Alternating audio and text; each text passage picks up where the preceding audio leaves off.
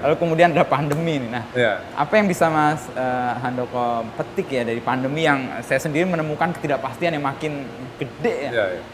Dan responnya gimana, Mas? Ya, kalau saya melihatnya justru karena kita punya conversational conversational capital tadi, which is culture dan kreatif tadi, itu yang membuat kita sebenarnya kokoh ya. Karena Itu kayak pondasi ya? iya, karena itu Untuk fondasi dan soul ya.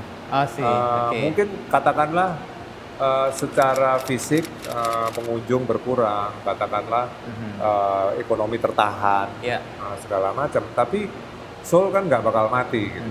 Jadi saya ibaratkan ketika kita punya soul itu kita bisa bergerak gitu ya.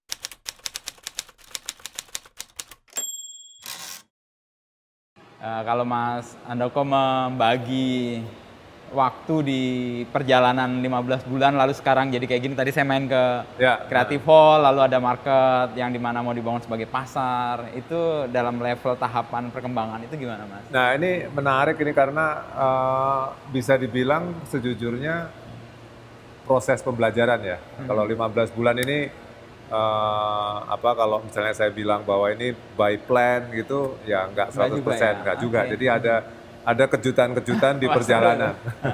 Kejutan yang bagus ya. Kayak misalnya contoh istilah placemaking. Istilah placemaking itu bukan kita sadari sebelum M-Block itu ada. Tapi setelah berjalan itu kita baru sadar atau saya pribadi baru sadar yang kita lakukan adalah placemaking. Nah itu salah satu contoh bahwa perjalanan kita ternyata banyak memberi pembelajaran gitu, banyak proses ya, banyak proses gitu. Atau katakanlah sekarang kita mau bikin grocery store yang masuk ke hulu hilir gitu, itu barang baru sama sekali gitu. Begitu sih kurang lebih. Ya, kejutan-kejutan itu kemudian diresponnya gimana Mas? Kan kalau dalam perencanaan kan kadang-kadang nggak muncul tuh. Ya. Lalu Mas Handoko menemukan, oh placemaking ini sebuah kejutan nih. Ya. Nah, merespon itu menjadi sesuatu dan sekarang berkembang itu. Ya karena mungkin kita, saya dan partner ya,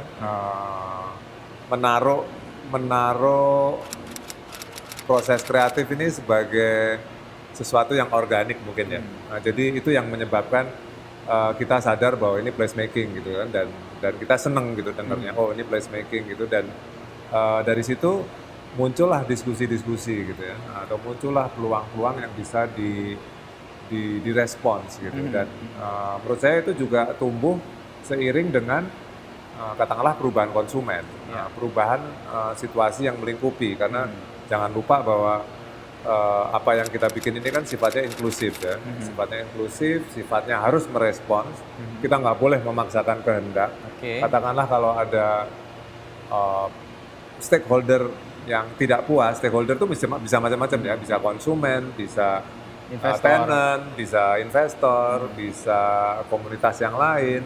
Nah itu menjadi dinamis gitu. Oh berarti bentuknya bisa disempurnakan seperti ini gitu. Jadi saya rasa memang katakanlah branding atau dunia kreatif, dunia bisnis sekarang memang seperti itu kali ya. Jadi sangat dinamis, sangat harus merespons, harus dengan hati kita menggelutinya dan akhirnya berkembang. Gitu. Dalam posisi di mana Mas Handoko dan teman-teman merespon itu, lalu diposisikan dengan tujuan itu ketemunya gimana Mas? Kadang-kadang kan kita terjebak untuk ngikutin audiensnya mau apa nih, konsumennya mau apa, sementara tujuan awal yang mau di-set bisa jadi meleset, atau memang tujuan awal ya kita ngikutin konsumen itu? Tujuan awalnya tentu ada. Kita purpose base ya. Jadi basis purpose-nya cukup kuat. Kalau bisa disimpulkan M-Block ini atau katakanlah company yang kita bentuk namanya Ruang Riang, itu kan bergerak di dua culture ya sebenarnya. Culture kreatif, di secara besar tuh kita bergerak di dua, kreatif dan culture. Kreatif dan culture. Jadi itu yang sebenarnya yang kita geluti. Jadi tentunya balik lagi pegangannya itu. Gitu. Sejauh ada di ruang itu, ruang itu responnya boleh dijalankan. Iya betul. Dan ruang itu kita sebut sebagai conversation kan. Conversation kita itu yang mengikat kita dengan publik adalah culture dan kreatif gitu. Jadi itu yang kita anggap penting bagi masyarakat gitu saat ini adalah culture dan kreatif gitu. Dengan orang-orang yang terlibat tadi yang menyebut Mas Handoko sebagai stakeholder menemukan itu sebagai pegangan bersama, lalu mereka sepakat atau gimana? Siapa aja sih yang terlibat? Ya, yang terlibat kalau di Ruang Riang ini ada 6. Ada Bung Glenn, ya kita Glenn, tahu ya. kita udah kehilangan Bung Glenn yang sangat kuat, katakanlah culture musik dan culture sosial, culture humanity, segala macam itu membuat kita diskusi dengan Bung itu nggak ada habisnya gitu. Dan terutama bukan diskusi soal musik aja ya, tapi soal kemanusiaan, soal dunia kreatif, dan lain-lain. Jadi selalu seru kalau ngobrol sama Bung. Itu Bung, kedua adalah Mas Yakob. Mas Yakob itu arsitek, arsitek yang cukup senior. Mas Yakob punya latar belakang yang sangat kuat di dua sisi. Satu, dia punya seminyak di Bali, Uma Seminyak. Dan dia punya biro arsitek yang cukup besar, namanya Arcadia. Dan dia menanganin juga tidak hanya rumah atau commercial space, tapi juga high-rise building. Jadi dia punya portfolio yang cukup bagus di mall segala macam. Dan Mas Yakob juga kebetulan sangat suka dengan dunia kreatif. Jadi dia juga sangat kenal ya Muklai, Alip John, segala macam, Hari Pras. Update banget ya dengan update anak muda banget ya. dengan komunitas.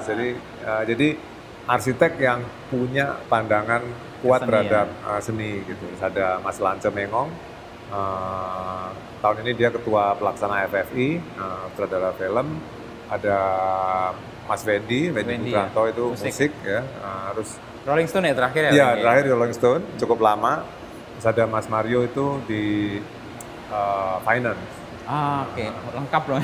Cukup lengkap, jadi itu foundernya gitu. Jadi saya rasa kita punya diskusi yang cukup holistis ya, dari finance untuk sustainability-nya sampai tata ruang, katakanlah arsitek, sampai kreatifnya, dunia musik, dunia kreatif. Saya sendiri lebih ke branding mungkin, dan juga di film, di dunia kreatif juga. Dari ke-6 founder itu yang tadi mengikat adalah culture dan creativity itu ya Mas ya? Betul. Dan ini yang setidaknya memberi arah, meskipun tetap dinamis merespon perubahan dan kemauan konsumen, itu ikatannya ya? Ya, betul. Kalau dalam posisi sekarang M-Block ini kan Mas Handoko tadi cerita 3 bulan pertama itu rocketing banget tuh. Tapi challenging ketika masuk Februari atau bahkan Januari ya. Lalu kemudian ada pandemi nih. Nah, apa yang bisa Mas Handoko petik ya dari pandemi yang saya sendiri menemukan ketidakpastian yang makin gede ya? Dan responnya gimana? Ya, kalau saya melihatnya justru karena kita punya conversational capital tadi, which is culture dan kreatif tadi, itu yang membuat kita sebenarnya kokoh ya. Karena kayak fondasi ya? Iya, karena itu fondasi dan soul ya. Mungkin katakanlah secara fisik pengunjung berkurang, katakanlah ekonomi tertahan, segala macam. Tapi soul kan nggak bakal mati gitu. Jadi saya ibaratkan ketika kita punya soul itu kita bisa bergerak gitu ya. Contohnya kita bikin Mas Wendy ya sebagai direktur program bikin emerging showcase. Walaupun kita lighthouse-nya nggak bisa aktif, tapi bisa bergerilya dengan bikin ruang untuk pemusik-pemusik handal, tapi yang masih sangat muda misalnya. Kita bikin M-Block Academy dan lain-lain. Artinya justru dalam keadaan kepepet gitu dan tapi kita punya soul, kita memunculkan IP baru. Dan sampai sekarang grocery store juga sebenarnya market gitu ya, pasar gitu kalau kita terjemahkan, itu cara kita survive. Karena yang hidup sekarang esensial dan kita pengen membantu juga UKM, petani, nelayan, segala macam, dan ke publik juga karena kita inklusif. Kita juga pengen berkontribusi juga ke publik gitu, bahwa kita jualan sayuran, kita jualan madu, segala macam gitu ya. Yang jadi esensial buat juga ya. Jadi essential is the next big thing kan. Nah itu yang membuat menurut saya kita tetap hidup gitu. Yang soul tadi yang membuat M-Block sebagai sebuah komunitas yang ruang riang tadi yang bisa saya menyebutnya beradaptasi kah atau bernegosiasi dengan ketidakpastian yang ini. pandemi ini kalau Mas Handoko lihat, ini peluang atau sebenarnya ancaman? Saya dengan berat hati harus bilang ini peluang ya. Maksudnya Justru gini, peluang ya, oke. kenapa saya bilang dengan berat hati, kesannya kayak kita Belagu gitu. belagu dan memanfaatkan Tapi memang kesengsaraan. terbukti ya? Nah, bukan itu sih. Saya ngelihat ada hubungannya dengan sebelum pandemi. Oke. Sebelum pandemi itu sebenarnya kita, karena saya aktivis brand lokal ya, kita ini sebenarnya punya momentum yang sangat bagus. Brand lokal kita muncul ya, di era saya katakanlah masih jadi CEO-nya Filosofi Kopi, terus saya bikin kebun ide, saya bisa merasakan bertemu teman-teman gitu, kebangkitan brand lokal itu kuat banget. Oke. Nah pandemi ini menurut saya, ini kan kayak menyetop globalisasi kan. Persis. Globalisasi Pergerakan pergerakan barang dan orang ya. warehouse, hub bisnis kayak Singapura mati segala macam. Ini menyadarkan kita gitu bahwa kita ngelihat yang paling deket itu kita banyak banget emas-emas di sekitar kita. Kalau saya jauh-jauh, kalau teman-teman naik sepeda pergi dari spot satu spot lain, ternyata ada yang sebagus ini gitu ya. Dan mungkin muncul kesadaran kita lebih indah dibandingin negara-negara lain gitu, di kotak yang nggak terlalu besar itu, kayak mensyukuri apa yang terdekat gitu. Dan inilah kemunculan lokalitas yang menurut saya menambah momentum itu. Jadi dengan berat hati saya bilang pandemi ini malah justru bagus dalam konteks itu. Saya pernah ikut dalam satu Zoom atau waktu itu di IG live ya, Mas Handoko sebut justru yang kecil itu adalah sekarang yang besar. Justru, dan banyak kontradiksi sebenarnya. Yang lokal ini sebenarnya yang global. Nah, Mas Handoko melihat ini muncul di pandemi juga. Ya, jadi saya pernah nulis soal paradoks, juxtapose gitu ya. Jadi kayak small is the new big, atau local is the new global, dan lain-lain. Dan memang di zaman sekarang memang terbukti, apalagi di pandemi ini gitu ya. Dan ini zaman ini kan muncul kan setelah digital ya. Dan menurut saya sebagai orang yang suka baca buku, suka berkhayal, mencoba untuk mengconvince bahwa omongan-omongan itu betul gitu. Dan menurut saya memang benar. Dan memang yang kecil ini sangat mengancam gitu. Yang kecil ini sangat mengancam dalam arti mungkin nanti pabrik mie kecil-kecilan rumahan itu bisa mengancam pabrik mie yang besar. Unilever akan terancam oleh UKM-UKM yang kecil gitu, karena memang paradoks sedang terjadi gitu. Dan menurut saya semua punya kesempatan yang sama ketika publiknya sangat terbuka, sangat berubah, macam-macam perubahannya dari saya lihatnya dari anak-anak muda, anak-anak umur belasan, mungkin 20 gitu. Mereka aspirasinya terhadap lokalitas itu sangat tinggi. Sangat tinggi ya. Mungkin juga kalau secara global juga, mungkin saya aja kadang-kadang kaget ya. Anak saya kebetulan masih kelas 2 SMA gitu. Dulu mungkin saya di dinding itu posternya mungkin akan rocker-rocker dunia gitu ya. Sekarang faktanya ya Korea gitu kan. Dan Korea ya nggak jauh dari kita gitu. Dan saya melihatnya nggak lama lagi ya akan poster-poster kita sendiri gitu.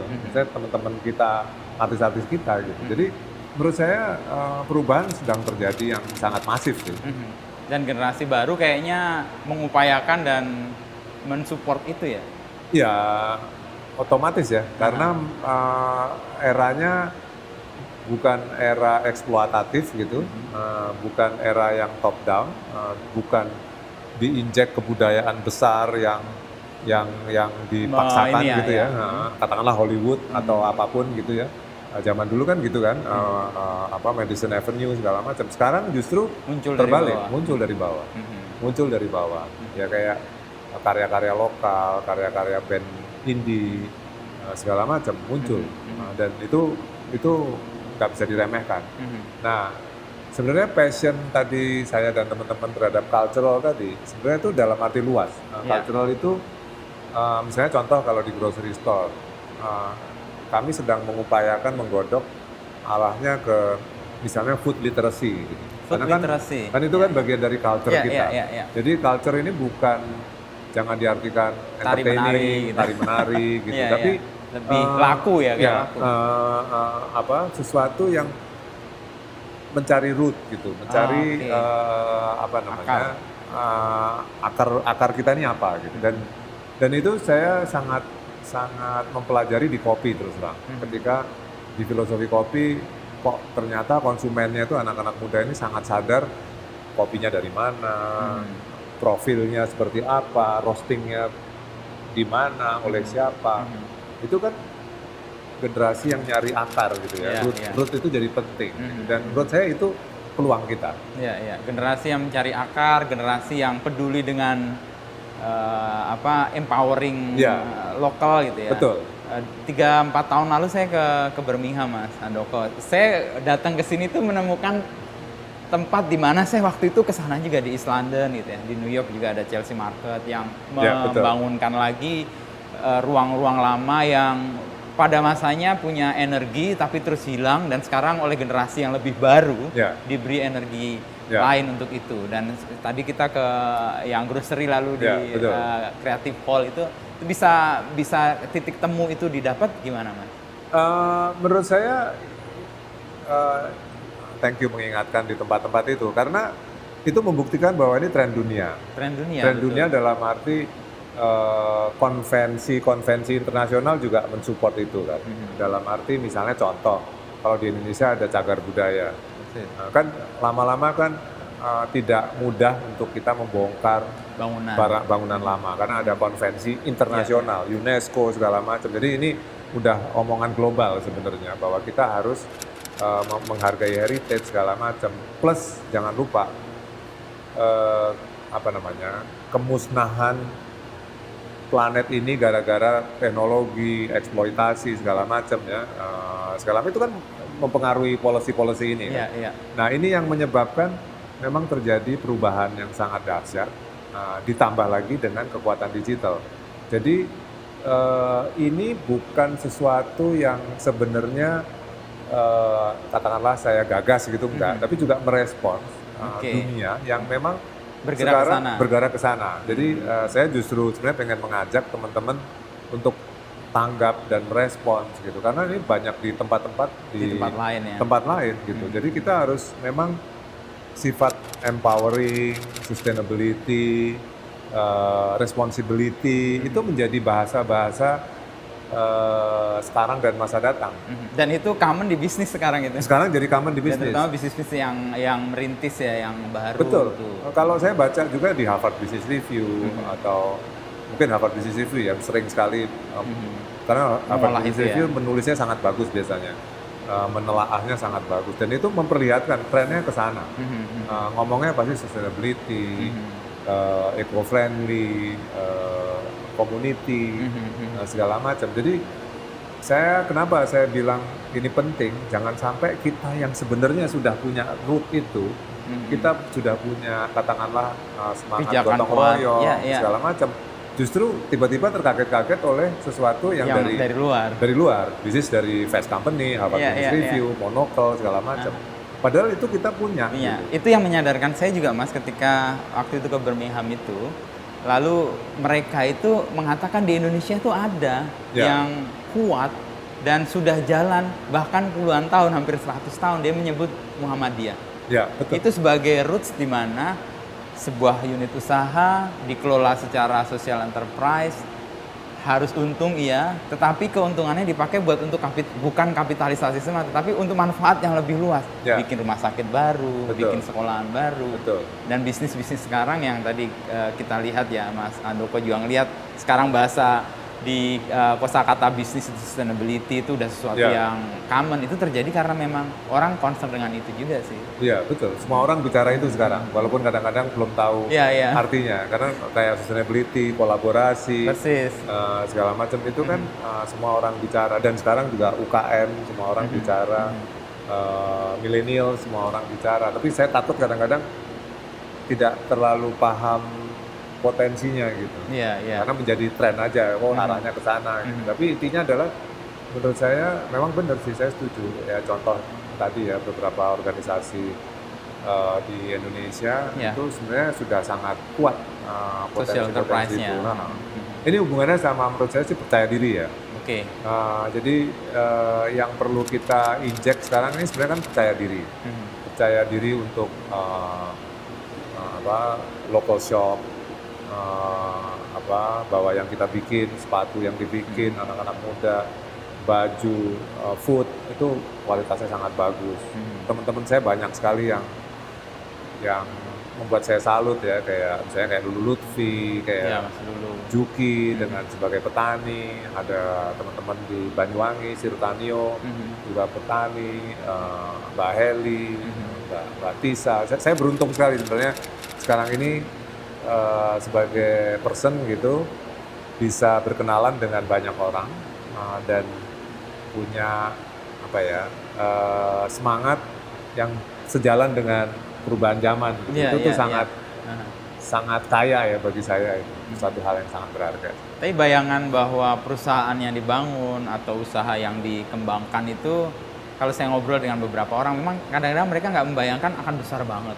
Tapi mereka membayangkan impact-nya yang mereka utamakan. Betul harus untung, iya. Karena keuntungan itu penting untuk membuat tetap independen, tetap bisa punya aktivitas yang mereka rencanakan sendiri. Tetapi impact-nya itu harus kuat, karena itu justru yang mensupport ya. Kalau tadi Mas Handoko menyebut anak-anak muda sekarang itu dari komunitas, lalu kemudian mereka jadi loyalis, dan bentuk loyalisnya adalah jadi fanatik. Itu dalam satu sisi kan memberikan kekuatan bagi unit-unit itu yang tumbuh. Menurut saya impact ya, kalau kita ngomong impactpreneur sama sociopreneur, culturalpreneur gitu ya, itu lama-lama akan menjadi semacam KPI ya. Dalam konteks kenapa impactpreneur atau impact itu menjadi penting? Karena sustainability mahal. Betul. Bagaimana company bisa bertahan lebih dari 5 tahun itu menjadi sulit kan. Nah artinya impactpreneur menjadi faktor yang membuat dia bertahan dan diperhitungkan bagi investor, bagi investasi. Karena siapa yang bisa membayangkan 5 tahun yang akan datang atau 10 tahun yang akan datang, kecuali sesuatu yang sifatnya impactpreneur, secara crowd pengaruhnya besar segala macam. Jadi saya rasa itu PR bagi semua company ketika impact menjadi bahasan yang sangat penting, bukan lagi nice to have tapi must have. Harus impact harus menjadi hal yang penting gitu. Itu menurut saya ya. Jadi saya melihatnya gimana pun juga secara organik itu menjadi faktor yang sangat penting. Dan orang-orang yang mendapat manfaat itu sebenarnya kan kayak troops yang membantu sebuah unit yang mau bertahan, dan ketika dia ada masalah, mereka akan bergerak bersama untuk menyokong itu ya. Betul. Ya karena itu kan prinsip dari future company ya, ketika ya sebenarnya contoh yang udah jadi secara model ya Gojek kan. Itu kan jadi kayak milik semua orang. Karena semua dapat manfaat. Semua orang ketika ada diganggu dia akan jadi supporter. Ya, dia akan menjadi bentukan yang sangat solid oleh format bisnisnya gitu kan, oleh platformnya gitu. Nah platform yang impactful itu kan menjadi sangat penting. Nah platform yang impactful itu yang dicari menurut saya, supaya dia bisa memakmurkan, bisa istilah saya bisa celebrate kan. Celebrate merayakan itu ya. Iya, karena kan selebrasi platform itu kan penting kan, sebenarnya kan gitu. Soal impact itu di M-Blocks ini dipikirkan dan sudah sampai tahap apa ya, Mas? Kita sih secara platform dan secara organik ke sana pasti, karena kan dengan kita inklusif, contoh misalnya kita nggak ada pagar, kita sifatnya kayak yang lain, misalnya Mas Wendy bilang, Mas sekarang semua musisi bikin podcast, yang terkenal sekarang pada tampil gitu kan. Terus gimana dengan yang tidak terkenal gitu kan? Yang tidak terkenal itu bukan berarti tidak punya value loh. Nah, yang tidak terkenal harus kita angkat. Kita bikinlah emerging showcase. Itu kan bukti dari inklusif kan, bahwa kita harus memberi impact, memberi impact terhadap apa yang kita bikin. Karena apa? Anak-anak itu kan menjadi band terkenal pasti. 2 tahun lagi atau 5 tahun lagi. Jadi pasti kalau kita bisa memberi panggung terhadap talenta itu kan impact-nya akan bagus ke kita. Walaupun kita tidak berharap Iya. apa-apa ya. Itu tapi maksudnya, natural sih sebenarnya. secara natural kan, organik itu yang mesti kita ini. Jadi kita harus saling memberi panggung. Kita harus coexist lah ya, co-design segala macam. Kalau 5 tahun ke depan, tadi kan bayangan Mas Handoko, sebuah unit, sebuah usaha buat investor itu 5 tahun, kalau fine ke depannya gimana? 5 tahun ke depan nih M-Block kira-kira gimana Mas? Kebayang nggak atau susah membayangkan jangka segitu? Dari segi idealisme, kalau katakanlah idealisme, ya pasti ada ya arahannya. Kami ini membuat company namanya Ruang Riang. Ruang Riang. Ruang Riang itu ada macam-macam ya, salah satunya M-Block. Jadi kita akan buka di beberapa tempat. Di kota lain? Di kota lain dan ada di Jakarta juga. Ada di lahan kosong sampai bangunan lama. Karena kami juga tidak mau di internal tuh jangan sampai cuman menggarap barang bekas gitu kasarnya gitu. Jadi ada perumahan area tanah kosong hijau gitu. Kita pengen garap place making yang berorientasi ke tetangga dan di pemukiman gitu ya. Nah, terus kalau yang di bangunan-bangunan lama dorongannya adalah asetnya sangat luar biasa. Jangan lupa kayak misalnya Peruri gitu ya. Peruri itu asetnya bukan hanya bangunannya yang strategis segala macam, tapi bayangkan Peruri itu kan punya misalnya seri-seri uang yang tidak ternilai gitu ya. Senimannya siapa, di tahun 48 zaman nikah misalnya ya. Dulu nyetaknya gimana, itu kan belum digali. Nah, kita pengen menggali dalam bentuk museum. Nah, bayangkan kalau di tempat lain ada kantor pos, ada anak sekarang nggak tahu telegram kali ya, kantor telegram, dan lain-lain. Pabrik tebu misalnya. Pabrik tebu, karena kantor pos itu kan mungkin kalau sekarang Google kali ya, apa ya? Email. Iya, maksudnya semua kan di situ kan. Sekarang jadi paket-paket pengantaran iya, itu. Jadi pernah menjadi pusat budaya yang sangat dahsyat, sehingga kalau diperhatikan tempatnya di pinggir alun-alun rata-rata, di tempat-tempat kota yang 0 kilometer. Nah, bayangkan itu kalau disia-siakan semua kan hilang. Nah, itu juga satu bayangan kita sih. Tahapan yang 5 tahun ke depan. Kota mana yang sedang dalam proses untuk menuju itu, Mas? Menuju itu. Kita mudah-mudahan di tahun ini kita akan preskon ke publik gitu, ke media juga, ke teman-teman untuk kita pengen berkarya lebih inklusif lagi lah gitu, katakanlah gitu. Dan karena peluangnya banyak, tapi tentu dengan pendekatan yang inklusif juga. Kita pengen berkolaborasi dengan, kalau misalnya di Semarang ya teman-teman di Semarang, karena lokal itu penting banget, lokal partner penting banget. Kayak di grocery store ini kita akan berkolaborasi dengan beberapa chef lokal, chef-chef muda, dengan beberapa brewer, dengan beberapa pembuat minuman, dan lain-lain ya, petani segala macam. Saya rasa peluangnya banyak banget untuk kita bisa mendemonstrasikan kekuatan dari lokal ini gitu. Dan tadi untuk menemukan kepercayaan diri tadi ya, itu ya. Kepercayaan diri itu menurut saya tahun 2021 ini harusnya seiring pandemi gitu ya, harusnya muncul gitu. Karena ketika kita nggak luar negeri nggak kesini, ternyata kita mampu gitu ya. Mampu. Dan kita punya sesuatu yang bisa menghidupi kita juga ya. Betul. Karena memang kenyataannya kita luar biasa ya menurut saya ya. Menurut saya kita luar biasa. Kalau kota-kota lain atau daerah lain atau tempat lain atau kawasan lain untuk muncul sebagai place baru ya, place making di satu tempat itu syaratnya apa, Mbak? Ya, menurut saya banyak ya. Kalau kita ngomong place making itu kadang-kadang saya juga definisinya sangat ini ya. Iya, jadi gini, mungkin saya cerita tentang placemaking sedikit. Pertama kali saya ngobrol intens placemaking itu dengan Mas Singgi Kartono. Mas Singgi ya, di Mas Singgi. Papringan? Iya, tapi saya ketemunya di Kebun Ide. Oke. Ketika Kebun Ide baru buka waktu itu. Oh, belum lama dong, 2 tahunan ya? Jadi setelah ada M-Block. Iya, persis. Setelah ada M-Block. Iya, 19-an akhir atau awal 2000? Awal tahun baru saya ingat. Ya. Kami berdua duduk gitu di bawah gitu, terus dia bilang, Mas, ternyata yang kita kerjakan ini namanya placemaking. Mas Singgi ya? Mas Singgi bilang. Oke. Jadi kalau saya, placemakingnya narasinya dari bambu. Nah, keresahan saya terhadap bambu, terus akhirnya kan saya orang pertama kali yang diajak Mas Singgih, saya ingat banget ketika Pasar Papringan belum jadi.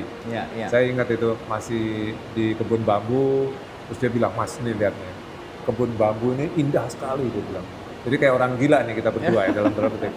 Lihat Mas, juluran-julurannya, bambu turun, kena matahari, segala macam. Bayangin Mas, kalau ini kita jadi pasar, dia bilang. Waktu belum ada tuh. Karena apa? Dia bilang. Karena saya tuh sangat kesel, bambu ini sangat dihina Persis. di desa. Dikencingin, dijadiin tempat pacaran ngumpet, jin buang anak, segala macam. Nah, akhirnya dia kan menciptakan sepedagi. Ya, sepedagi. Sepedagi, terus papringan, gitu kan. Dua-duanya memberdayakan. Istilah saya value creation lah. Nah, ternyata sama Mas Handoko juga sama. Saya di rural, Mas Handoko di urban. Nah, yang kita lakukan itu placemaking ketika dia bilang, saya baru diundang di placemaking conference. Jadi saya baru tahu di situ Mas, bahwa yang kita lakukan adalah placemaking. Jadi akhirnya kita ngobrol tentang placemaking, terus kita diundang sama Kemenparekraf tentang placemaking. Terus saya cocokkan dengan Mas Janu. Mas Janu itu dari Densu. Iya, iya. Nah, menarik ketika saya ngobrol Mas Janu, ternyata di Densu itu ada divisi placemaking. Khusus. Placemaking, place branding. Placemaking, place branding. Itu sebenarnya konsep pengganti dari destination branding. Oke. Jadi sebenarnya kalau kita menyikapi, katakanlah kalau di Jogja misalnya ya kayak filosofi kopi sendiri gitu ya, atau gereja ayam gitu, itu sebenarnya bisa jadi placemaking. Lokananta itu bisa jadi placemaking kalau di Garap ya, kayak Abbey Road segala macam ya. Motown gitu. Jadi sebenarnya Disney itu juga placemaking, walaupun baru gitu. Jadi tidak harus gedung lama seperti Abbey Road. Dia create ya. Dia create. Jadi menurut saya, bayangkan kalau kita membangun banyak placemaking di banyak kota, dengan banyak background dan roots, dengan banyak narasi segala macam. Orang Solo nggak tahu loh, banyak yang nggak tahu. Begitu saya tanya Lokananta itu banyak yang nggak tahu. Padahal itu dulu punya peran yang gede banget. Perannya gede banget ke Kennedy, ke apa namanya, cultural diplomasinya Soekarno ke dunia, gitu kan sangat luar biasa. Dan itu kan ground zero musik Indonesia misalnya, kalau kita ngomong Lokananta. Nah, kita bayangkan banyak sekali di Gresik ada, di Cirebon ada, di Makassar. Kita hinakan semua gitu, dan itu harusnya kita angkat gitu. Ini kan narasinya nggak seberapa sebenarnya. Ini gudang ini bukan gudang utama juga, bukan. Dan pinggiran lah istilahnya, periferinya lah ya. Bukan nyetak uang yang utama gitu kan. Ini mungkin katanya nyetak perangko yang kita duduk ini. Tapi ini pun bisa. Ini pun bisa. Poin saya itu. Kita kan banyak sekali punya narasi besar, dan sebenarnya sambil membangkitkan percaya diri kita tadi. Karena hubungannya sama percaya diri nih, hubungannya sama bagaimana kita mengumpulkan aset. Aset kan hubungannya percaya diri ya. Kalau kita kaya gitu kan, dan itu kita kembangkan. Tapi untuk dua contoh yang Mas Handoko sebutkan, M-Block sama Papringan, itu kan ada dua orang gila nih. Nah, di kota-kota lain itu gimana memunculkan orang-orang gila yang punya passion gede banget di situ, punya energi gede untuk... Saya yakin semua kota pasti ada ya. Cuman yang kita bisa obrolin sebenarnya ya kayak dengan kita ngobrol gini adalah obrolan tentang placemaking itu sendiri. Bahwa teman-teman bisa melakukan placemaking dengan disiplin yang dipunyai dan sudah menjadi semacam literasi dunia juga kan. Kalau kita buka di Google placemaking Oslo atau placemaking Melbourne itu keluar ya, kayak tadi di Chelsea Market, di East London, itu kan placemaking jelas sekali. Pasar Johar misalnya. Nah, cuman menurut saya yang berat, dan saya juga masih berproses belajar gitu, adalah SOP. Bagaimana menjalankan SOP-nya. Konsep besar itu kan satu hal, nggak gampang juga memang. Tapi berikutnya adalah eksekusinya ini lebih susah lagi nih. Jadi gimana kita merespons konsep besar menjadi Yang punya sesuatu kaki lah, ya. betul. Dan Yang akhirnya jalan. yang saya belajar di sini sebenarnya ekosistem kan. Ekosistem. Kita membangun ekosistem. Dan berpikir ekosistem itu yang sebenarnya kita masih sangat lemah. Kayak tadi misalnya kayak Abbey Road gitu kan. Iya, Abbey Road iya. kan ekosistem. Iya betul. Dia tidak hanya sekedar tempat tujuan wisata, tapi tetap bagaimana band-band dari Indonesia dan mungkin seluruh dunia Pada lari ke sana rekaman semua. di sana bangga sekali. Iya, gitu kan. iya, Dan itu iya. kan pasti ada untuk monetizing-nya. Nah itu yang kita harus belajar gitu ya, bahwa kita harus membangun ekosistem. Mungkin saya lompat sedikit, saya membantu Sarinah misalnya Oke, sebagai konsultan placemaking. Saya juga bilang selalu ke Sarinah, yang dibangun Sarinah itu ekosistem. Karena Sarinah itu adalah dibangun oleh Soekarno sebagai, narasinya bagus sekali ya, sebagai retail terbesar di Asia. Itu kan bisa dilakukan. Kita nggak punya apa sih gitu. Persis ya. Berapa provinsi ya, berapa literasi food yang ada di Indonesia, berapa literasi tenun misalnya yang ada di Indonesia gitu. Tapi kan mengelolanya itu yang menjadi challenging kan. Ya. Nah, tapi narasinya sebenarnya kuat sekali. Nah itu dan dengan inclusivity tadi, kelemahan kita adalah biasanya kita nih senangnya top down. Oke. Jadi kalau bangun apa-apa tuh top down, Perintah gitu ya. perintah terus Laksanakan. nggak meletekin banyak pihak gitu. Harusnya itu kan menjadi disiplin kita. Iya, gitu. iya. Nah, jadi kita menurut saya belum terlalu pandai untuk mengelola konten. Karena Sarinah adalah konten. Sama seperti Disney adalah konten. Konten, ya, ya. Nah, jadi Sarinah adalah bukan perintah kan, harusnya kan gitu kan.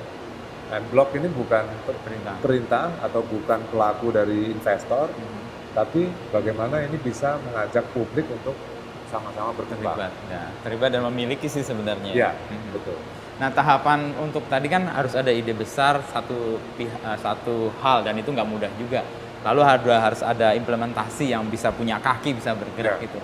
Nah, untuk Sarinah ini ide besarnya udah ada nih, yang retail terbesar bahkan di Asia, dan mimpi yang gede banget sebenarnya, mimpi yang nggak jauh sih sebenarnya. Iya, betul. Untuk mewujud itu tahapannya masih jauh atau challenging-nya di mana, Mas? Sebenarnya sudah dekat. Menurut saya sudah dekat.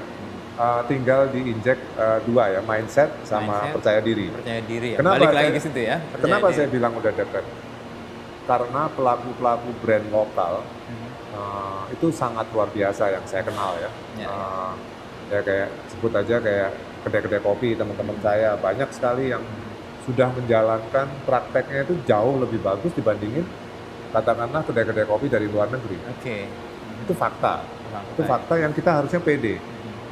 Nah kadang-kadang saya tuh cukup sedih sih kalau kita tuh merasa punya benchmark itu perusahaan asing gitu ya. Nah, kalau brand itu harus Unilever, harus McD, harus Starbucks. Ya. Padahal kita ini juga ada loh yang kuat-kuat seperti itu. Nah ini yang kita kadang-kadang kurang percaya diri aja gitu. Untuk kita patokannya di situ. Karena apa? Konsumennya patokannya di situ. Dan itu yang menurut saya kita harus lebih berani ya. Kenapa Korea ini maju? Kalau kita pikir-pikir gitu ya, culturalnya, kreatifnya maju gitu. Yang dulu mungkin sangat diperhitungkan ya. Korea kan 80-an ya nggak ada orang tahu 80-an ya. jauh dibandingin Cina ya. Jauh sekali. Jepang, dia apalagi zaman Jepang, culturally jauh sekali. Tapi bisa. Tiba-tiba muncul ya. Apakah dia memakai, kadang-kadang kita senang sekali ya, misalnya wah pakai konsultan asing mungkin segala macam.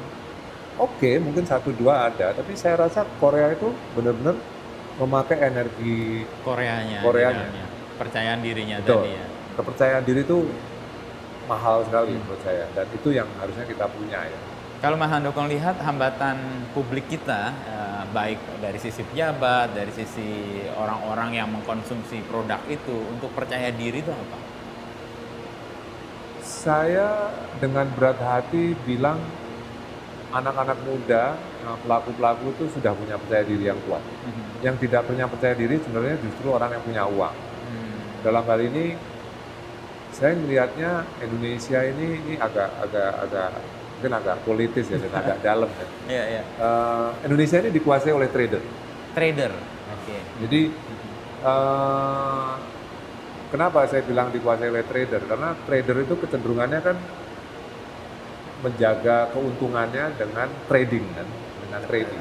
Trader tuh kayak tengkulak gitu atau? Ya, jadinya kayak tengkulak jadi, aktivitasnya tengkulak ya? Bisa tengkulak, bisa bukan tengkulak juga. Oke. Tapi dalam ini besar itu trader. Contoh ya, sederhana. Mungkin kita nggak terlalu sadar.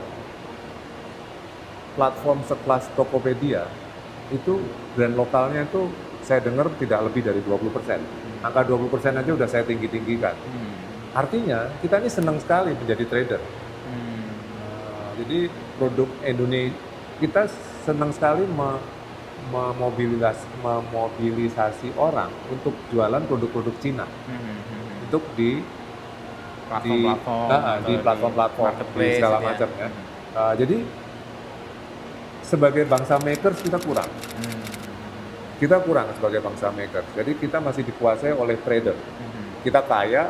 Nah, efeknya apa?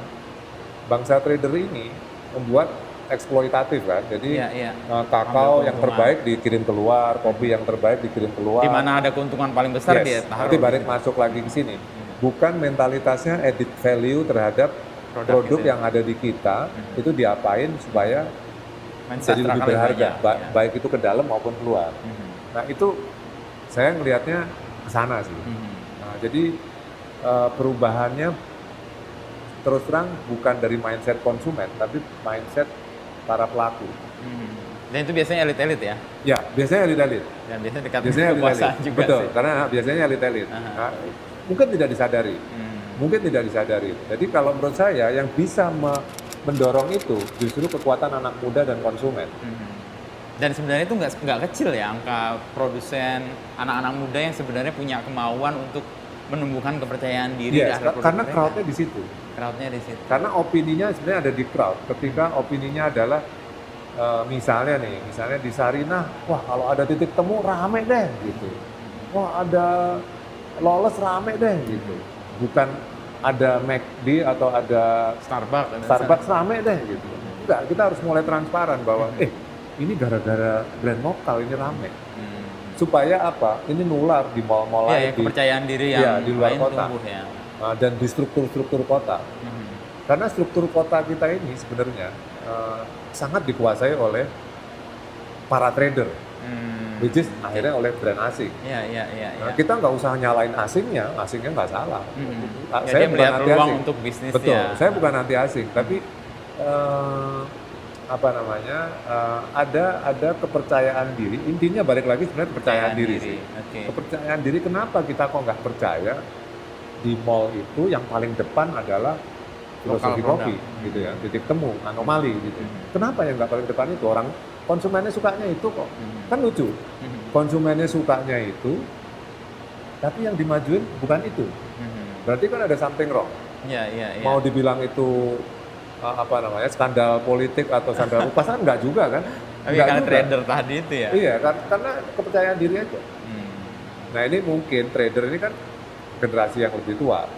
Jadi nanti ini pelan-pelan akan ada keseimbangan ya. Equilibrium baru sih menurut saya ya. Ini karena pengambil trader ini kan juga mulai mikir. Nanti dibisikin sama anaknya nih, mudah-mudahan. Kasus yang tadi ya. Saya ngobrol sama dia anak sama dengan sebuah brand gitu. itu. Ternyata bagi mereka bukan brand luar, bukan brand besar, tapi mungkin si trader lokal. ini atau mungkin pengambil keputusan lagi makan malam, terus ini segala macam. Wah, kenapa nggak ada Lolos di situ misalnya? Lolos di situ. Lolos apa tuh? Nah, taunya mungkin burger yang lain yang sudah nah, itu akan terjadi. Saya menduga itu akan terjadi. Ya mudah-mudahan lebih cepat. Gitu. Ya. Itu yang kemarin saya obrolin dengan Pak Jonan juga sebenarnya. Ada kecemasan di banyak kalangan soal ide-ide baru yang terhambat oleh generasi. Tetapi ketika generasi baru itu mewacanakan itu, mengkonversasikan itu akan jadi sesuatu yang lebih menjanjikan bahwa itu akan berjalan tuh. Misalnya ngomong lagi rame sekarang listrik, kendaraan listrik.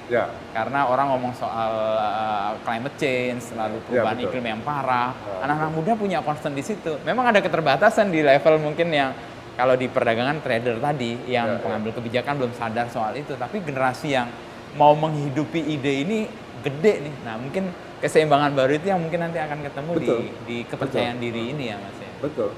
Karena di generasi baru ini energi terbarukan, katakanlah energi yang berasal dari fosil, itu kan udah menjadi narasi tiap hari ya. Non fosil maksudnya ya. Ya, yang non fosil, yang fosil itu udah sepase kan. Iya. Jadi apa ya? Kayak misalnya saya ngobrol sama Helga gitu ya, Bergreen gitu misalnya. Cukup intens saya ngobrol, gitu, sering ngobrol gitu.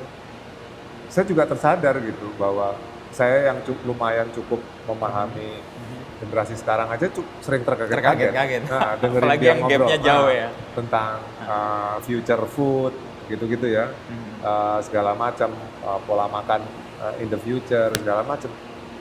Wah gila ya anak-anak sekarang begitu sadarnya ya. Gitu. Dan itu nggak bisa diremehin itu. Dan itu kan pasti kan dia akan disambut oleh investor. Iya. Jadi perubahannya itu cukup seru sih, menurut saya sih cukup seru. Sebagai pelaku yang kemudian menghasilkan kayak M-Block ini ya Mas ya, lalu sekarang mau garap Sarina, Ruang Riang itu punya keterbukaan untuk membantu kota-kota lain nggak tumbuh dengan keunikannya, dengan kekayaan kultural yang dia miliki? Saya rasa kota-kota lain itu punya peluang yang sangat besar karena katakanlah kerusakannya belum sefatal Jakarta gitu. Kerusakan bahasanya Pak. belum apa namanya? Belum nemen lah kalau orang. belum banget lah. Keterlaluan lah ya. Belum keterlaluan. Itu menurut saya peluangnya sebenarnya lebih besar dan apalagi sekarang ya dengan zaman infrastruktur yang semakin lebih baik, terkoneksi ya. Koneksinya lebih bagus, ke Semarang cuma 6 jam. Segala Jogja macam. 8 jam, 9 jam. 8 jam. Jadi menurut saya peluang daerah itu sangat besar. Walaupun saya melihat ada satu kendala di daerah. Apa tuh? Di daerah itu kendalanya partisipasi publik itu masih kalah dengan government. Jadi pengaruh government itu sangat besar. Contoh kayak kota-kota di luar Jawa, walaupun secara ekonomi bagus gitu, tapi mungkin masih porsi APBN-nya masih sangat mendominasi dan kekuasaannya juga sangat mendominasi. Jadi masih gerilyanya masih lebih panjang, lebih sulit gitu. Kayak orang-orang seperti saya kan nothing tulus ya untuk bergerilya begini di Jakarta gitu. Saya nggak yakin di daerah itu semudah itu gitu. Tapi ya mungkin dengan bangun network, ngobrol segala macam, saya rasa bisa nambah wawasan itu gitu. Karena kan pemangku kekuasaan di daerah juga penting, perlu itu kan, menurut saya. Atau mulai diubah dari sisi pengambil kebijakannya Mas. Kan banyak sekarang bupati, wali kota yang terbuka juga sih. Kalau kita ngomong soal misalnya Banyuwangi, yang berubah total dari nggak tahu dulu Trenggalek, sekarang juga ini mungkin Blora juga akan tumbuh karena ada bandara baru. Nah, mungkin dari sisi ketika penguatan publiknya belum gede, partisipasi publiknya belum begitu gede, yang harus kita dekati adalah para pemegang kekuasaan itu untuk membuka kesempatan ini. Saya terus terang ini dari pengalaman pribadi, saya sering ngobrol dengan pihak government juga ya, maksudnya ya mungkin BUMN atau siapapun yang berhubungan dengan kita secara bisnis. Saya selalu menaruh diri saya partnership sama mereka, jadi setara. Itu penting banget, bukannya kita pengen songong atau pengen dianggap, bukan. Tapi unsur public participatory itu penting banget untuk membangun society, menurut saya. Itu yang mindset itu juga harus dirubah, bahwa kalau kita bekerja sama dengan Kemenparekraf misalnya, gitu, kita bukan sedang mencari proyek dari dia, tapi kita sedang berpartner memberi kontribusi ke publik. Dan kenapa partisipasi publik ini penting? Karena dialah wakil dari publik. Dia dekat dengan publik. Nah, ini yang harus disebarkan juga ke teman-teman terutama di daerah. Karena apa? Kalau dia top down, banyak sekali saya tahu juga tempat-tempat sangat ketergantungannya sangat tinggi dengan katakanlah bupati atau gubernur atau siapa. Begitu dia udah nggak begitu dia enggak, atau begitu dia misalnya dianggap untuk pencitraan doang, masalah segala macam. Betul. Dia tidak tumbuh organik. Nah, itu yang berbahaya ketika kita nyantelnya tuh salah. Gitu. Iya, iya, Jadi iya. nyantelnya harus partisipatori sifatnya. Nah itu yang juga harus didiskusikan sih. Terus terang itu yang Iya, iya. saya sering merasa, saya sering ngobrol juga sama orang government, saya nggak mau, kita harus setara Partisipatori, gitu. ya. Cuman ya kita tahu lah birokrasi kan, jadi Tapi kalau kita ngomong tadi soal sustainability, sebenarnya partisipatori itu kan upaya untuk menjaga itu tetap lestari kan. Bagaimana betul. masyarakat memiliki lalu merawat itu juga, bahkan mengembangkan kan karena itu. Ada dua sebenarnya yang saya anggap selain itu adalah karena saya backgroundnya dari branding, jadi brand hari ini sebenarnya saya amati 10 tahun terakhir ini ya, atau 5 tahun terakhir yang lebih kelihatan gitu ya. Brand hari ini itu publik itu semakin terintimidasi, satu oleh brand besar, big corporation, kedua oleh government. Jadi kalau misalnya tahu-tahu big corporation bikin apa-apa, publik itu malah justru ntar dulu gitu. Tapi ketika misalnya pakai celana gitu ya, celananya terus kenal dengan yang bikin dan merespek gitu, itu lebih bangga. Kalau dulu kan enggak. Iya, iya, iya. Ada perubahan mindset di Seperti konsumen itu, hari ya. ini seperti itu. Saya beli tanaman dari yang saya kenal, dan yang saya kenal ini sangat passion banget dengan tanaman. Tanaman itu menjadi mahal. Kalau dulu mungkin kalau potnya itu Louis Vuitton gitu misalnya, nah itu mahal. Baru kelihatan mahal. Nah, sekarang ada tandingannya sih Louis Vuitton. Tandingannya adalah passion tetangga-tetangga kita. Nah itu yang membuat government dan big corporation itu menjadi agak ada rejectionnya. Nah disitulah sebenarnya government atau big corporation butuh kita yang menjadi lebih dekat.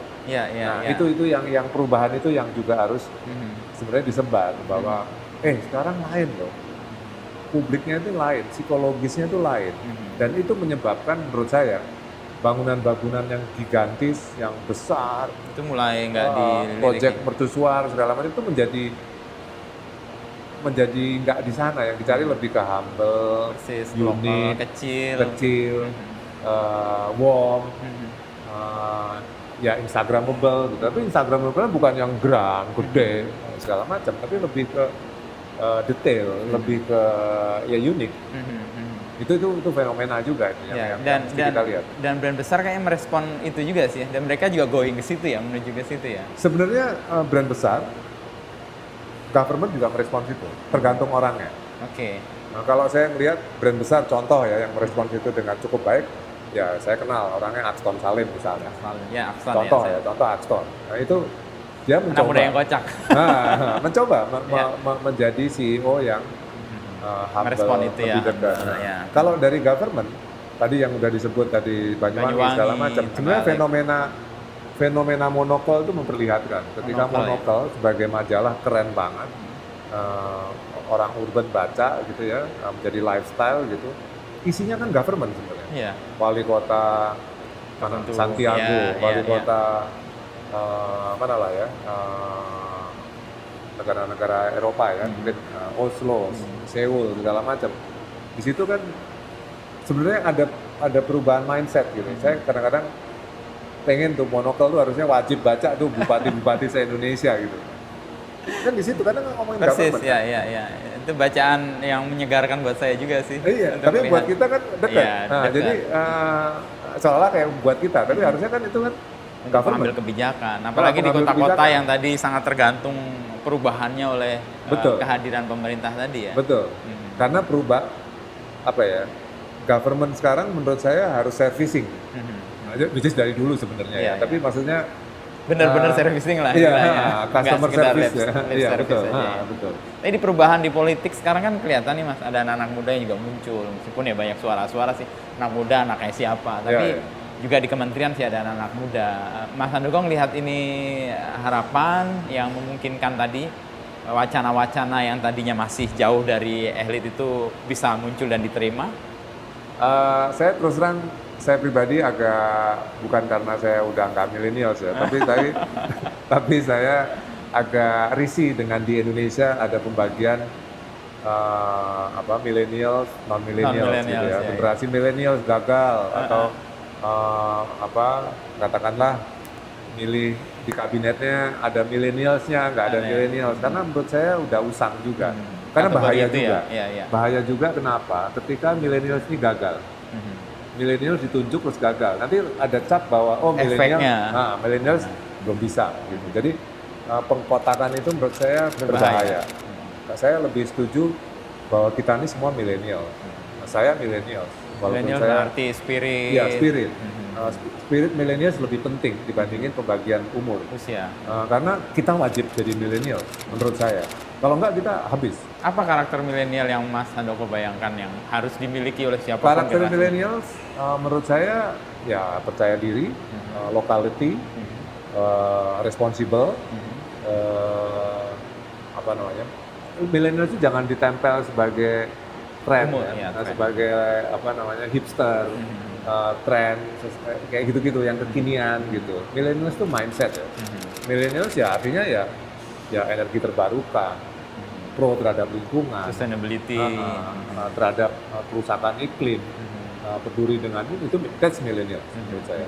Dan bukan karena saya udah nggak dari segi umur kayaknya udah nggak di situ, tapi menurut saya millennials about mindset. Dan itu penting banget. Ya, untuk itu kita. tergambar sih keresahan Mas Handoko itu ketika ada persoalan di staf khusus presiden yang milenial ada persoalan betul. itu langsung kata kunci yang dicari di Google soal milenial dan milenial kasus-kasus gitu ya, jelek-jeleknya. Oh gitu? Iya. Dia Google query-nya itu akan muncul itu. Staf khusus presiden milenial itu yang kasus-kasus kemarin ada ruang guru, misalnya ada kasus yang Kan bisa memberikan- misleading, Iya, bisa misleading, membawa orang pada cap yang buruk atas sebuah generalisasi yang nggak tepat sih sebenarnya. Iya. Makanya benar juga diingetin nggak perlu lagi tuh kategorisasi pemisahan generasi atas dasar usia. Tapi Dan lebih kalau nggak salah WHO kan usia muda tuh sampai 60 Iya. berapa? Mas Handoko masih Iya, berarti. masih muda saya. Hitungannya masih muda ya. Iya, jadi saya jadinya lebih percaya itu karena pembagian itu sangat diskriminatif ya. Iya, betul. Diskriminatif dan bisa misleading. Terutama untuk kita yang udah nggak milenial. Terutama kita umurnya udah nggak milenial. Jadi kayaknya aduh, bukan zaman gue gitu. Padahal Iya. zaman sekarang masih nikmat sekali Iya, gitu. betul. Dan Mas masih- Handoko masih bisa melakukan banyak hal yang oleh Iya, generasi nikmat bukan jauh dalam arti kemakmuran ya, tapi kita enjoy, ya. Seize the perubahannya. moment itu ya. Iya, enjoy the moment perubahannya, apalagi ini ke lokalitas segala macam. Dan saya rasa kalau kita ngomong hashtag hampir sama seluruh dunia kan, Iya. lokal shop lokal, tadi impactpreneur, By sosial. by social, local shop dan lain-lain itu kan sustainability itu menjadi bahasa milenial sebenarnya. Oke. Dan harus dipahami oleh siapapun. Lintas usianya ya. Iya, daripada siapapun generasi. usianya. Jadi tidak perlu mengkotak-kotakan ini. Oh ini generasi milenial. Apalagi kalau bilang wah ini gagal nih generasi milenial, ternyata mana generasi milenial misalnya. Iya, Saya iya. nggak ngomong politik ya, tapi ada kecenderungan teman-teman saya gitu. Gua nggak ngerti deh anak-anak sekarang bla bla bla bla bla bla bla, nggak loyal, nggak ini. Ya jadi distorsi kan. Padahal itu hanya 1-2 kasus lalu menjadi Itu 1-2 kasus. generalisasi. Dan pertanyaan berikutnya adalah apakah memang harus loyal dia kan? Kalau memang perubahannya sangat cepat, Iya, mereka Ngapain bisa. Nah, bentuk loyalitas sekarang beda lagi kan? bentuknya Tidak lagi- beda, harus tidak lagi didefinisi. seperti itu ya. Kalau di generasi saya kan bekerja ya 30 tahun sampai usia Ya, berakhir betul. di satu tempat. Tapi buat mereka mungkin bukan perusahaannya tapi profesinya kan. Betul. Atau Bukan perusahaan ya benar. Passion mereka Passionnya kah? itu yang atau berubah, purpose betul. mereka ada Betul. di ruang mana yang bisa menampung dia akan ke situ lah. Betul. Ke situ ya. Betul. Kalau membangun kepercayaan diri, Mas, saya lihat Mas Handoko ini pakai sepatu lokal banget. Ini salah satu bentuk bahwa Mas Handoko juga percaya diri bahwa produk lokal itu kuat banget dan itu dipakai gitu ya. Nah, untuk mendorong supaya lokal-lokal brand ini menjadi apa ya istilahnya ya, menjadi lebih besar lagi, menjadi wacana yang luas gitu. Untuk konsumen, Mas Handoko membayangkan kayak gimana? Saya sebenarnya ada alasan personal yang sangat kuat kenapa saya katakanlah memakai dan percaya diri sama seperti pakai juga kan faktanya ya. Ada alasan sih sebenarnya. Oke. Dan saya melewati, jadi saya pengen bercerita tentang bagaimana background saya kan dari advertising. Advertising ya. Dari advertising, saya ingat banget ketika saya baru terjun di dunia advertising tahun 80-an. Ketahuan umurnya ya, tahun 80-an, akhir 80-an. Advertising. Itu saya berlangganan majalah dan ada beberapa majalah. Contoh dulu Esquire. Esquire ya. Esquire mungkin kalau masih ingat, sekarang masih ada. Terus majalah yang sekarang sudah nggak terlalu ada itu majalah namanya Archive. Archive itu kumpulan iklan-iklan. Di situ menjadi mindset atau barometer taste orang-orang seperti ketika saya itu ya, ketika 80-an. itu. Jadi beli parfum yang ada di situ. Ada di situ sepatu Timberland misalnya waktu itu kan yang ada di situ segala macam. Terus pada perjalanannya saya baru sadar gitu. Bahwa bukan baru sadar, waktu itu sadar tapi menikmati gitu, bahwa itu yang mengendalikan. Yang bikin tindakan gitu ya. Iya, waktu itu belum mampu bikin tindakan karena Oke. masih terlalu jauh, zamannya masih terlalu jauh. Yang mengendalikan itu adalah Madison Avenue. Madison Avenue. Madison Avenue adalah nama sebuah jalan Ya, di New York. di New York ya. yang ada biro-biro iklan di situ, ya. ya, ada Ogilvy segala macam. Itulah cultural diplomasinya yang dibangun oleh para trader tadi. Ya, ya. Nah itu akhirnya menyebar ke seluruh dunia. Nah sekarang kan kita harus paham ada kebangkrutan dari Madison Avenue itu. Persis ya. Dan itu cilakanya, kenapa saya harus bercerita begitu? Cilakanya orang-orang Indonesia, orang-orang yang expert branding segala macam itu masih punya memori yang kuat, sisa-sisa dengan itu. Sehingga merasa itulah yang terbaik.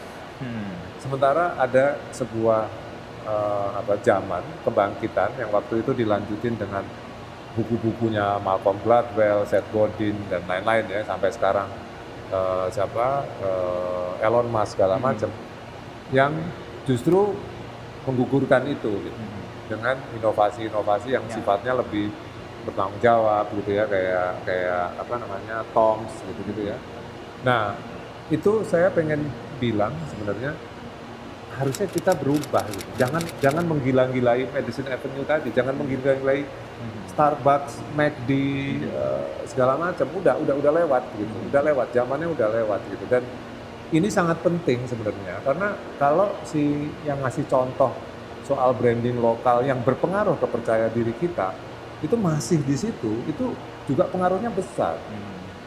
Karena sekarang udah beda, sekarang udah artisan, istilah saya udah di luar juga banyak sekali brewery dari bir sampai kopi sampai kakao segala macam itu yang artisan kecil dan menjadi besar. Nah itu yang harus ditangkap spiritnya, which is itu kita, which is itu kita. Gitu. Kenapa kita muncul lah sekarang kayak ya tadi Lawless, Bo, Anomali, Mas Leo, Lulu Lutfi, Philpop segala macam banyak sekali yang harusnya bisa jadi patokan baru dari kepercayaan diri tadi, karena itu bisa membawa percaya diri kita. Dan itu sudah gampang membawa percaya dirinya. Kenapa? Karena idolanya anak-anak muda. Kalau saya jauh di sini, di situ ada Futago, Futago ngantri, small kitchen, open kitchen, idola.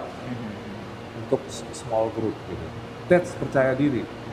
Nah, sementara kita ngapain gitu loh, memuja-muja sesuatu yang udah lewat masa juga.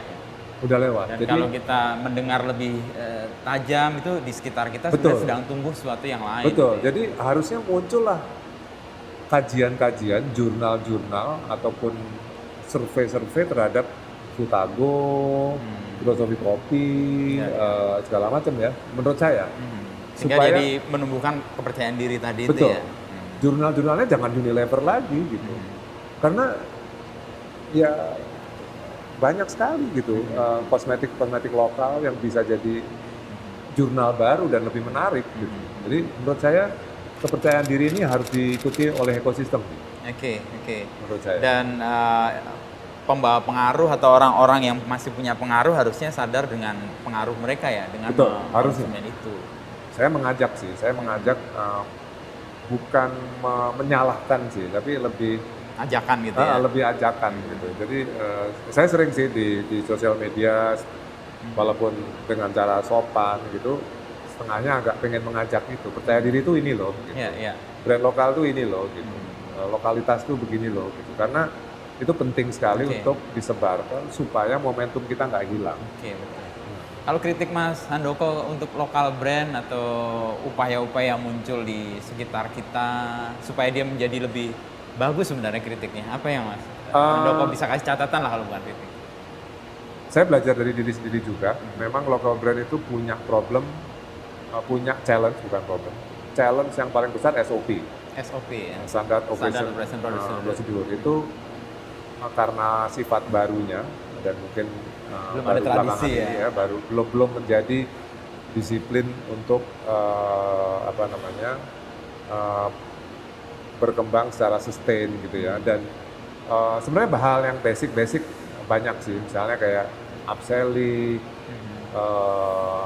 pengembangan ekosistem, pemahaman tentang branding, terus intellectual property, haki, legal, pajak, hal yang kecil-kecil tapi sebenarnya sangat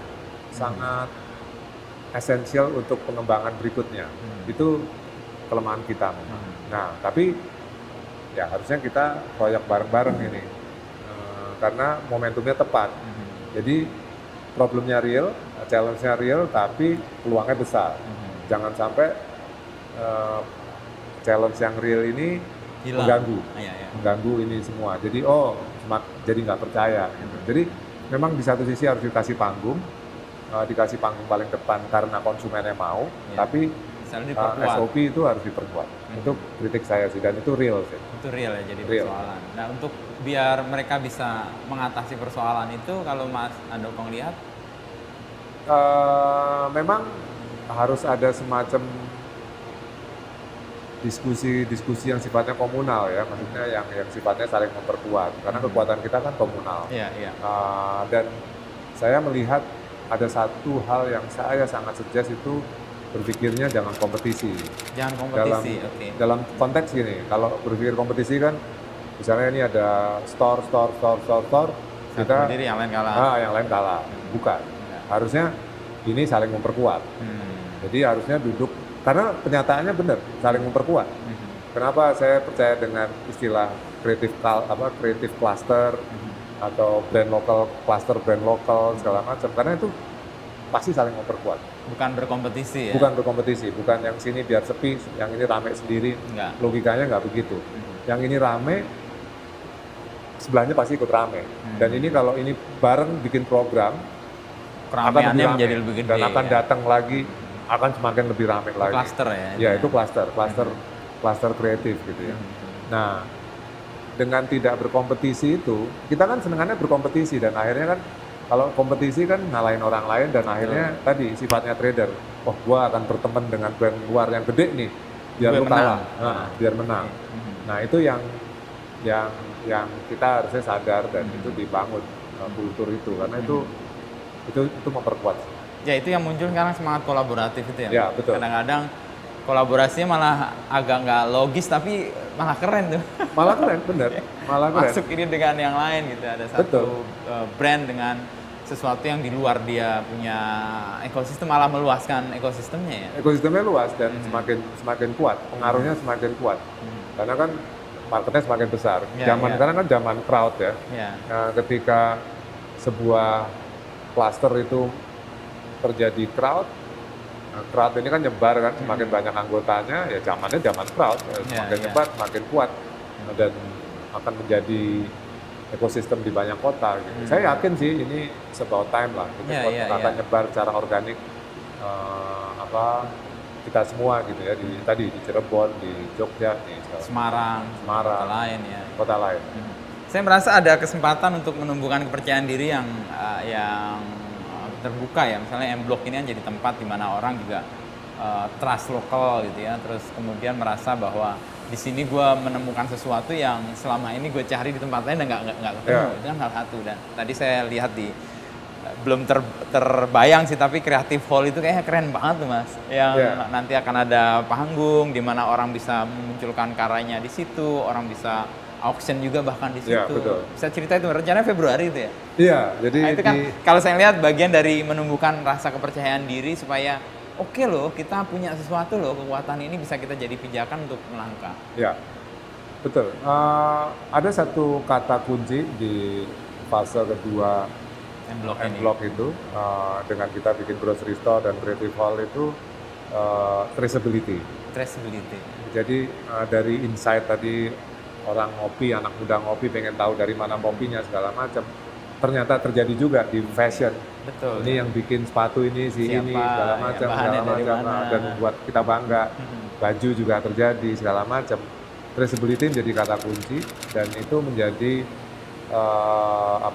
perayaan bersama gitu ya. Ketika nanti ada di situ ada resto, semacam farm to table juga. Nanti sayurannya dari mana, lobsternya dari Wamena, dan lain-lain ya. Dan itu akan kita bikin menjadi satu ekosistem, suatu perayaan gitu ya. Saya senang pakai kata perayaan karena kayaknya ada kebersamaan gitu ya, bahwa ini lobster terbaik, ini sayur terbaik, kita Beras tahu terbaik, asal usul beras terbaik segala macam. Dan itu bisa menjadi wacana yang baik. Nah, dengan kita membuka Creative Hall dan grocery store M-Block Market ini di bulan Februari, akhir Februari, mudah-mudahan kita bisa membuat Bukan itu sebuah literasi baru gitu, sebuah culture baru gitu. Bahwa berbelanja itu membanggakan gitu, membahagiakan juga gitu. Menghidupi banyak orang juga Ya, menghidupi banyak di sekitar orang kita juga, gitu ya. menumbuhkan ruang apresiasi segala macam. Itu kan definisi pasar sebenarnya. Ya. Nah, pasar itu kan sebuah perayaan ya, sebenarnya. Ya. Kalau kita masa kecil ingat ke pasar kan senang sekali. Menyenangkan. Sampai sekarang juga senang ya. Jadi itu menurut saya hal yang sangat penting untuk kita. Jadi ini fase kedua ini memang sangat ke petani, sangat ke nelayan, perimba segala macam. Dan itu mudah-mudahan jadi pijakan orang makin percaya diri yang menumbuhkan kita punya keyakinan bahwa kita bisa tumbuh kok dengan Harusnya kekuatan yang begitu. kita bikin.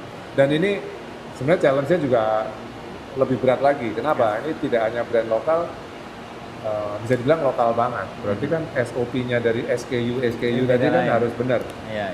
Dari PIRT, izin dari POM, mungkin yang nanti mulai ke sini kan semakin healthy, natural, segala macam lah ya. Ini proses kurasi nih Mas. Sekarang proses kurasi. Dari proses kurasi itu tertemukan nggak bahwa, atau mungkin malah tertemukan bahwa kesadaran bahwa memang kita kaya banget nih Iya, dengan punya ya, segala macam. Contohnya Juki ya, Juki saya udah pernah ngobrol tentang beras dia gitu ya, bagaimana Beras Prambanan. dia yang di Prambanan gitu ya. Itu kan sebuah dalam tanda petik mainan barunya Juki, yang tadinya katakanlah musisi gitu ya, terus Seniman. hijrah menjadi petani gitu, dan itu hanya salah satu contoh yang menarik gitu ya. Beras saja menyadarkan saya ada ratusan jenis beras di Indonesia yang kualitasnya sangat bagus. Belum vanila, segala macam, selai-selai, bumbu-bumbu. Saya rasa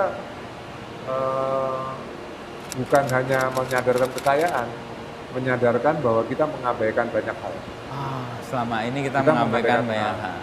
Saya sekarang hampir tiap hari ke grocery store ya untuk perbandingan, ke Kemcik, ke Transmarket segala macam, memperhatikan satu persatu ininya gitu ya, produsennya segala macam, termasuk yang dari luar, dan muncul kesadaran itu bahwa selama ini kita mengabaikan kita. Kita mengabaikan membaca apa yang ada di balik barcode, label segala macam, label, asal usul segala macam. Menurut saya kita harus semakin sadar ya dengan hal-hal seperti itu ya, bahwa kita bukan hidup di zaman industrialisasi lagi gitu. Saya jadi sadar gitu begitu. Wah, saya sekarang hidup bukan di zaman industrialisasi. Saya kan lahir katakanlah zaman industrialisasi kan, dan masih merasakan sangat di zaman Orde Baru industrialisasinya sangat kuat kan. Wacananya, karoseri, pabrik, industri segala macam. Nah, sekarang kan beda. Itu saya sebagai generasi milenial dalam konteks kesadaran jadi paham gitu. Oh, ternyata era 60-an, yang lahir 60-an sangat berbeda, 70-an sangat berbeda, sekarang sangat berbeda. Dan itu yang mudah-mudahan anak sekarang sadar gitu. Saya nggak tahu itu diwacanakan apa tidak di kampus, perbedaannya katakanlah di dunia akademi gitu ya, antara zaman-zaman itu. Iya. Karena menarik gitu sebenarnya untuk diwacanakan menurut saya. Kalau yang Mas Handoko lihat yang terabaikan selama ini apa? Setelah lihat tadi grocery lain. Yang terabaikan menurut saya ya jelas, kita ini yang terabaikan pertanian. Paling saya lihat paling dekat ya. Kalau nelayan saya agak jauh ya. Kalau pertanian saya dengan kopi saya paling enggak sama Rio keliling-keliling ke kebun-kebun kopi. Dari situ saya mulai kenal gitu ya. Kenapa dari kopi banyak yang nanam pohon-pohon tanaman yang lebih pragmatis gitu ya, lebih cepat panen segala macam, dan bagaimana frustrasinya petani-petani itu, bagaimana orang tua petani nggak mau anaknya jadi petani. Sampai hari ini gitu ya, lahan-lahan semakin sempit segala macam. Jadi itu efek bagaimana kita mengabaikan selama ini ya. Kalau menurut saya itu efek mengabaikan. Karena kita tidak memuja bahwa itu penting. Tidak merayakan. Nah, jadi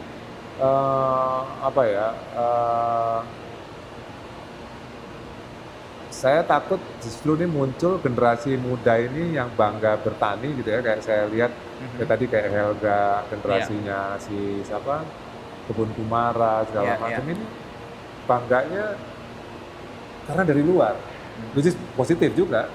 Ketika petani-petani di atau seorang agak gitu ya melihat petani-petani di luar Panama gitu, di Amerika Latin tuh keren-keren banget gitu. Jadi munculnya justru bukan inspirasinya dari bapak petani atau bukan dari Kebun Raya Bogor gitu. Kebun Raya kan lab pertanian. Tapi mungkin karena itu kita terlalu lama mengabaikan sehingga perayaan kita atas bagaimana petani-petani Indonesia itu nggak muncul. Gapnya panjang sehingga orang nggak menemukan contohnya itu. Menurut saya begitu ya. Saya cenderung setuju. Jadi kita udah lama nggak merayakan itu dan menjadi kampungan gitu ya. Dulu yang kalau pas panen terus mungkin gitu ya, perayaan-perayaan itu menjadi in a way kayak bukan perayaan kita gitu. Bukan perayaan kita.